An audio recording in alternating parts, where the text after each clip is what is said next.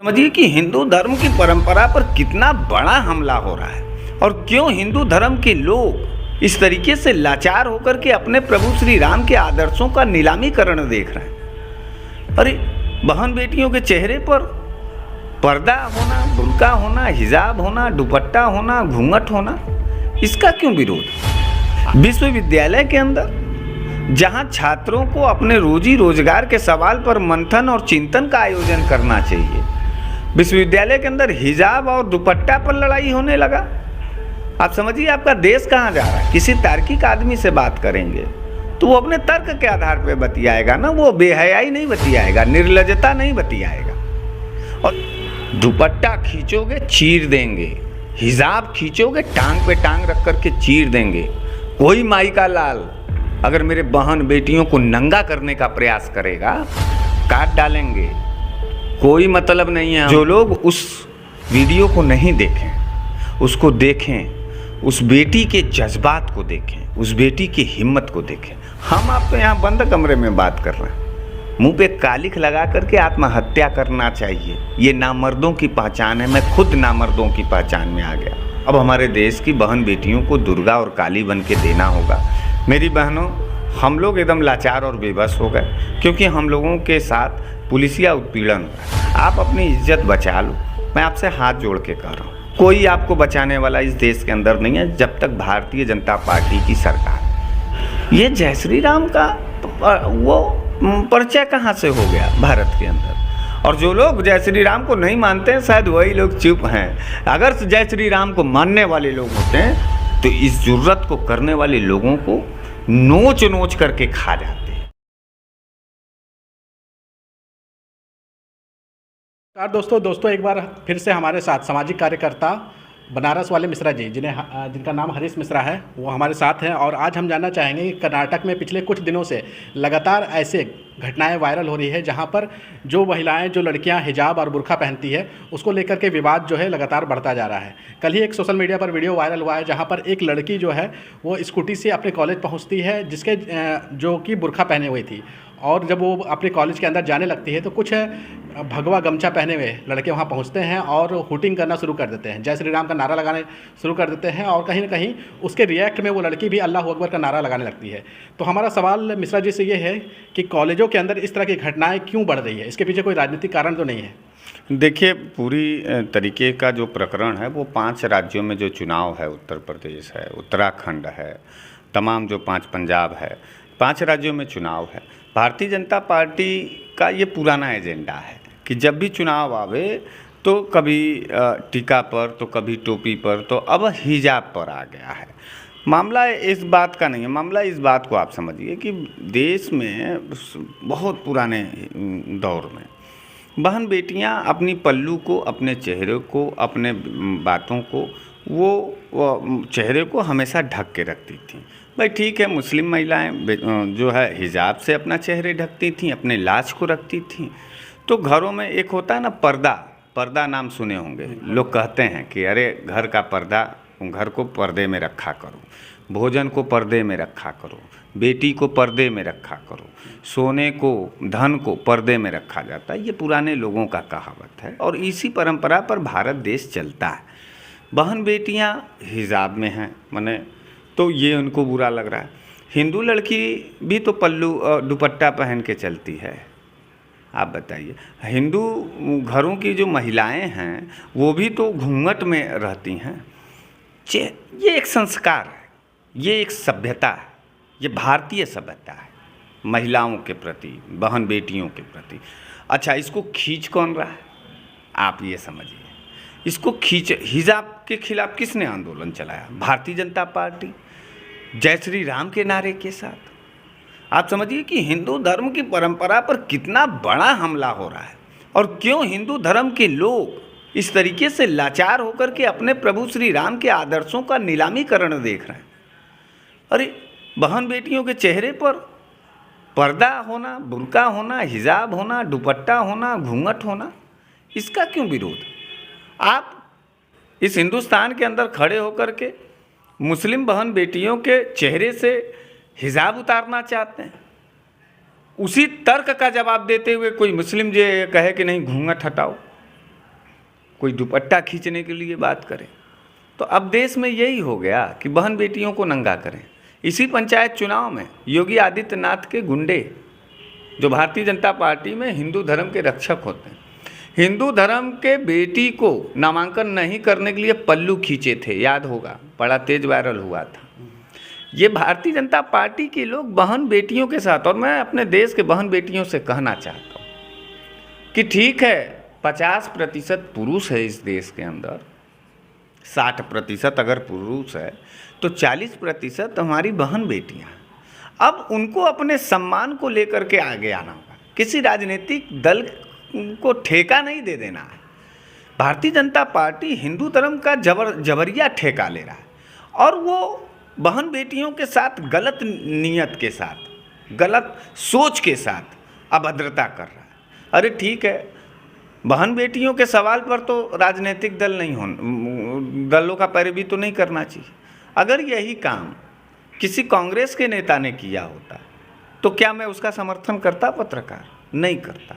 यही काम कोई समाजवादी पार्टी का नेता करता तो भी मैं उसका सवाल इस पर यह है कि यहाँ पर तो कोई नेता ने ऐसी हरकत नहीं की ना, वहाँ पर तो कॉलेज के लड़के थे, उन्होंने ये हरकत की। नहीं, ये बीज देखिए, कब पौधा लगाया जाता है उसके बाद वो बड़ा होता है। विश्वविद्यालय के अंदर जहाँ छात्रों को अपने रोजी रोजगार के सवाल पर मंथन और चिंतन का आयोजन करना चाहिए, विश्वविद्यालय के अंदर हिजाब और दुपट्टा पर लड़ाई होने लगा। आप समझिए आपका देश कहाँ जा रहा है। किसी तार्किक आदमी से बात करेंगे तो वो अपने तर्क के आधार पर बतियाएगा ना, वो बेहयाई नहीं बतियाएगा, निर्लजता नहीं बतियाएगा। और ये बड़ा गंभीर सवाल है कि ये बहन बेटियों का पल्लू खींचते खींचते आप जो है बहन बेटियों को बेआबरू करने का साजिश है। और ये भारतीय जनता पार्टी का पूरा एबीवीपी का, वो जो आप देख रहे थे पूरा झुंड, वो एबीवीपी का झुंड था। विश्वविद्यालयों में एबीवीपी इस तरीके का कुकृत्य करता है। अब तो मैं अपने माँ बहनों से कहना चाहता हूँ कि आपको माँ दुर्गा का रूप ले लेना चाहिए। इज्जत बचाना है, ज़िंदगी बचाना है। पूरे प्रदेश में, उत्तर प्रदेश में बलात्कार से पूरा केसेस बटा हुआ है और यहाँ के जो जिनके घरों की बहन बेटियां हैं, जो लोग बहुत लंबा लंबा डायलॉग फेंकते हैं भारतीय जनता पार्टी के नेता, आप सवाल मत करिए, अभी मुझे बोलने दीजिए। पत्रकार, बहुत बेहद गंभीर सवाल है। आप इस बात को समझिए, बोलता भारत है ना ये चैनल, बोलने दीजिए। बेटियों का सवाल है, हम बहन बेटियों के दर्द को खाली भारतीय जनता पार्टी के लिए छोड़ देंगे, कांग्रेस के लिए छोड़ देंगे, सपा के लिए छोड़ देंगे, बसपा के लिए छोड़ देंगे, एमआईएम के लिए छोड़ देंगे? नहीं नहीं नहीं, ये नहीं होगा। हम अपनी बात कहेंगे। दुपट्टा खींचोगे चीर देंगे, हिजाब खींचोगे टांग पे टांग रख करके चीर देंगे। कोई माई का लाल अगर मेरे बहन बेटियों को नंगा करने का प्रयास करेगा, काट डालेंगे।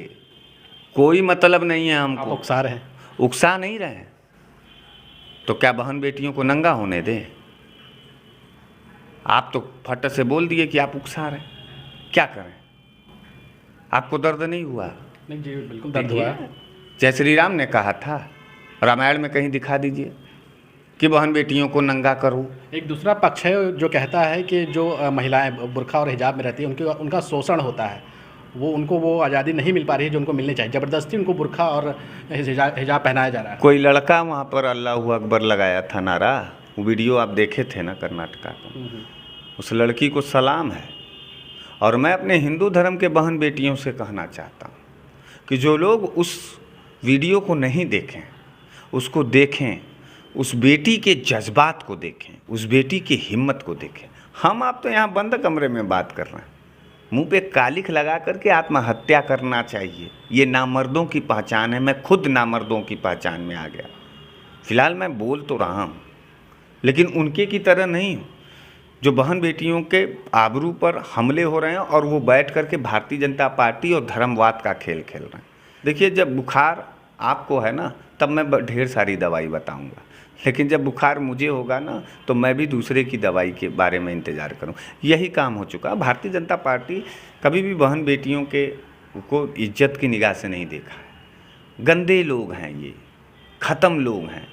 और भारतीय जनता पार्टी का जवाब अब हमारे देश की बहन बेटियों को दुर्गा और काली बन के देना होगा। मेरी बहनों, हम लोग एकदम लाचार और बेबस हो गए, क्योंकि हम लोगों के साथ पुलिसिया उत्पीड़न हो रहा है। आप अपनी इज्जत बचा लो, मैं आपसे हाथ जोड़ के कह रहा हूँ। कोई आपको बचाने वाला इस देश के अंदर नहीं है जब तक भारतीय जनता पार्टी की सरकार है। मोदी जी तो नहीं बोले एक बार भी। मोदी जी बोले? मोदी जी कहाँ के प्रधानमंत्री हैं? भारत के प्रधानमंत्री। भारत के प्रधानमंत्री। कर्नाटका किस देश का राज्य है? भारत का। तो फिर मोदी जी क्यों नहीं बोले? पत्रकार मोदी जी को इसका मतलब ये है कि बहन बेटियों का कोई मोदी जी के पास बहुत सारा काम रहता है, वो 18-18 घंटे काम करते हैं, तो उनके पास वक्त नहीं मिला होगा। वो हर छोटे छोटे मसले पे थोड़ी बोलेंगे। ये छोटा मसला है।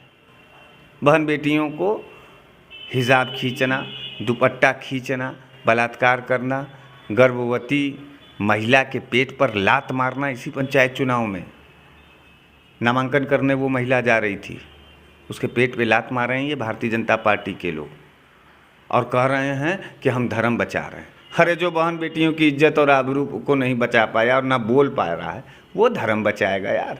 वो धर्म के आड़ में भेड़िया बैठा हुआ है, कतली खूनी और बलात्कारी बैठा हुआ है। इस बात को समझो। लड़ाई यहाँ किसी दल का नहीं होगा, लड़ाई यहाँ अपनी ज़िंदगी बचाने का होगा, अपनी बहन बेटियों की आबरू बचाने की होगी, अपनी रोटी के लिए होगी, अपनी खेती के लिए होगी, अपनी बेटी के लिए होगी। हम लोग ये लड़ाई लड़ रहे हैं बनारस में 388 उत्तरी विधानसभा में। इन्हीं सब सवालों पर मैं चुनाव भी लड़ रहा हूँ। जनता मेरा साथ नहीं दे रहा है, स्पष्ट रूप से मैं कह रहा हूँ, क्योंकि जनता को सूटकेस वाला प्रत्याशी चाहिए। हम लोग 5 साल लड़े हैं और इस चुनाव को हम यूं ही नाजायज़ नहीं होने देंगे। कोई हमको वोट दे या न दे, मेरा अंतरात्मा ये मुझे गवाही देता है कि इन सवालों के खिलाफ तुम नामांकन करो।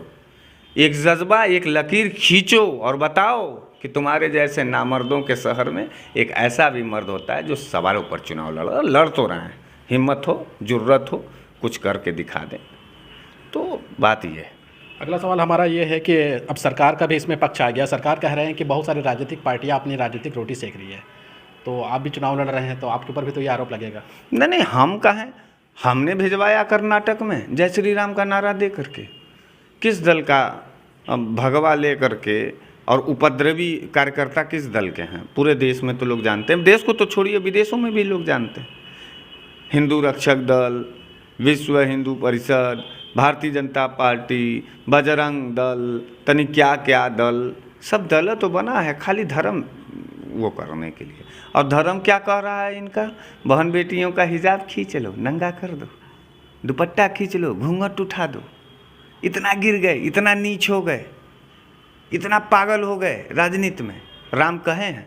कहीं राम कहे हों तो तुम हमको बताओ पत्रकार। कहीं रामायण में, गीता में लिखा हो, मैं मान जाऊं कि खींचना चाहिए। उसके बाद कल से हम भी भारतीय जनता पार्टी के घर के जो बहन बेटियां हैं उनको भी हम जो है खींचेंगे और कहेंगे जय श्री राम का नारा लगाएंगे। फिर नहीं ना बुराई होगी? तर्क की बात बताओ। हम गंदे लोग नहीं हैं, लेकिन इस राजनीति के गंदगी में उतर करके जवाब जब देना पड़ेगा तो इस गंदगी का सामना करना पड़ेगा, इस गंदगी को कहना होगा। हम गंदे लोग नहीं हैं, गंदगी का सामना कराया है। अरे ठीक है, भारतीय जनता पार्टी नरेंद्र मोदी योगी को सरकार बनाना है, वो जन मुद्दे पर बहस करे। बहन बेटियों को नंगा करोगे? जो नामर्द होगा वो चुप हो रहेगा। हमारे जैसा मर्द आदमी है, मैं चीर दूंगा। इस बात को याद रखिएगा। पिछले कुछ सालों से लगातार देखा जा रहा है कि एक वक्त था, हमारा भारत एक वक्त ऐसा था जहां पर श्री राम जी के नारे को बहुत ही आस्था के साथ लिया जाता है। लेकिन अभी पिछले कुछ सालों से देखा जा रहा है कि जहां पर भी इस तरह के उपद्रवी तत्व पाए जाते हैं, इस नारे का इस्तेमाल करते हैं और कहीं ना कहीं इस नारे को बदनाम कर रहे हैं। इससे भारत की छवि भी खराब हो रही है। बलात्कारियों के समर्थन में जय श्री राम का नारा निकला। चिन्मयानंदवा सांसद था भाजपा का, सेंगर कुलदीप सिंह सेंगर, जय श्री राम का नारा। अभी किसान आंदोलन में लखीमपुर खीरी में सब जो है कि गाड़ी चढ़ा दिए, किसानों को मार दिए, वहाँ जय श्री राम का नारा। हाथरस में एक ठो राजपूत घर का लड़का था, वो माँ बहन की गाली दे रहा था और जय श्री राम का नारा कह रहा था। ये जय श्री राम का वो परिचय कहाँ से हो गया भारत के अंदर? और जो लोग जय श्री राम को नहीं मानते हैं शायद वही लोग चुप हैं। अगर जय श्री राम को मानने वाले लोग होते हैं तो इस जुर्रत को करने वाले लोगों को नोच नोच करके खा जाते। लेकिन जय श्री राम का कोई अस्तित्व तो है नहीं, इसीलिए ना लोग बलात्कार कर रहे हैं जय श्री राम, हिजाब खींच रहे हैं जय श्री राम। जय श्री राम का क्या अस्तित्व है? यही है स्वतंत्र भारत में जय श्री राम का। आखिरी सवाल की तरफ आते हैं। आप उत्तर प्रदेश में रहते हैं, बनारस में रहते हैं, आप इस तरह से जो ये ऐसे तत्व है, एंटी सोशल एलिमेंट है, आप उनके खिलाफ बोलते हैं, आप पर भी तो जानलेवा हमला हो सकता है। अरे तो मर जाए ना यार, कर्नाटक का कहाँ, अगर मर गए होते तो ना देखते ये दुर्दशा। दुर्दशा अब नहीं देखा जाता है पत्रकार। शायद आपको पत्रकारिता करनी है इसलिए आप जिंदा रहना चाहते हैं। मैं तो यार देखो, चौराहे पे घर में घुट घुट के मरने से बेहतर यह है कि चौराहे पे कोई गोली मार दे। किस सवाल पर? सस्ती रोटी के सवाल पर, बहन बेटियों को आबरू के बचाने के सवाल पर। तर्क का शहर है बनारस। बनारस जिंदा दिली का शहर है। बनारस हिंदू मुसलमान कभी नहीं करता है। बनारस बहन बेटियों की आबरू बचाता है, बच्चों के भविष्य के लिए जीता है। मोहब्बत का शहर है बनारस। बनारस में जहरीलापन थोड़ो नहीं होगा। हमारे बनारस में अगर कोई कर दे ऐसा, फिर देखिए दूसरे दिन। कर्नाटक के लोग कायर हैं, नपुंसक लोग हैं। अब तक तो वीडियो में पहचान करा करके उनके घरों में घुस जाना चाहिए था कि राजनीति करना है करो, लेकिन तुम जो है बहन बेटियों के हिसाब और दुपट्टा और घूंघट को खींचोगे, टांग काट लेंगे, चीर देंगे खड़े। चलिए, बहुत बहुत शुक्रिया हमारे से बात करने के लिए।